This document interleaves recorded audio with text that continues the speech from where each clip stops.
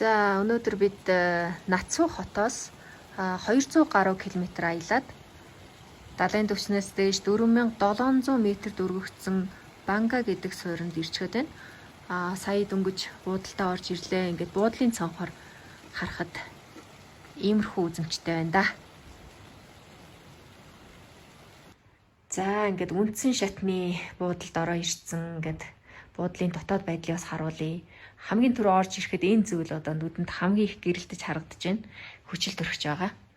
За энэ хүчил төрөгчийг бол бүтэн шөнө ингэж амьсгаж хонж болох юм байна. Ер нь талайн түвшнээс дээш ийм 4000 гаруй метрийн өндөрлөг байх учраас мэдээж одоо унтах үед бас хүчил төрөгч дотн тэгээд их нойр муутай явж байна. Тэгэхээр энэ зүйл бол биднэрт хамгийн их хэрэгтэй нэг зүйлийн нэг байгаа. За тэгээд бас өрөөнд энэ эмийн хайрцаг бэлдэж тавьсан байна. За энд одоо ямар юм байх нь гэхээр ингээд дээр нь бас тодорхойлоо өгсөн байна. За одоо юу байна вэ гэхээр ерөөхдөө ойр зуурын юмнууд юм байна. Одоо өндөрлөгийн нөлөөнд уух юм, тэгвэл ходоодны, гидсний, ханиадны гихчлэн. За ингээд нэгээд харъя. За иймэрхүү байна. Их сайхан сэтгэл гаргаж бэлдсэн байна шүү. Баярлалаа. За тэгээд буудлын коридорын цонхоор харж үзье. Гадагшаа юу харагдах нь вэ? За энд нэг байр байна. За ингээд буудлын хашаа иймэрхүү байна.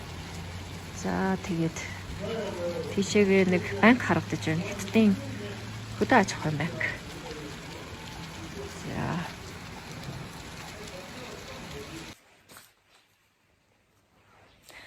За тэгээд өнөөдрийн замын сонин сайхнаа бас нэг дуулгыг товчхон. Бид нар бол одоо Нацуу хотын Банга гэдэг суурьнд ирчгээд байна гэсэн. За энэ Нацуу хот нь болохоор төвдийнхөө хойд хэсгээр байрладаг. Яг энэ цэвэр одоо өндөрлөгийн мал бэлчээрийн бүс байгаа. Бүгд малчтууд амьдардаг. Тэгээд бид нар замаараа бас энэ малчтын хоршоолтой танилцлаа. Тэгээд ер нь бол маш олон энэ малчтуудаа хоршоололд хамруулж бас ядуу өрхүүдийг ядуурлаас ангижруулж чадсан байна. Бас их монголчууд ч гэсэн бас туршлага мэдээлэл болох болов уу гэдэг үүднээс бас энэ талаар та бүхэндээ бас мэдээлэл бичиж хүргэх болно.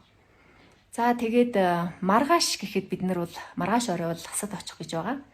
За энэ суйрангаас Ласад 360 км-ийн зайтай бараг машинаар 5 цаг орчим явна. Тэгээд нөгөөдрөөс та бүхэндээ бас Ласын тухай танилцуулж бас сайхан лайв хийж үзүүлэх болно. За тэгээд өнөөдөр үндсэн шатанд ирчгээд байна. Тэгээд төвдийн Банга суурингийн өнгө үзэмжийг бас энэ цонхоор харагдах байдлаар жоохон харууллаа. Тэгээд нөгөөдрөөс Лас хоттой танилцуулах учраас та бүхэнд бас энэ влог сонирхолтой байх болов уу гэдэг үднэс бэлдсэн юм аа. Ингээд манай нэвтрүүлэгт анхаарлаа үргэлжлэн хандуулаарай. Түр баяртай.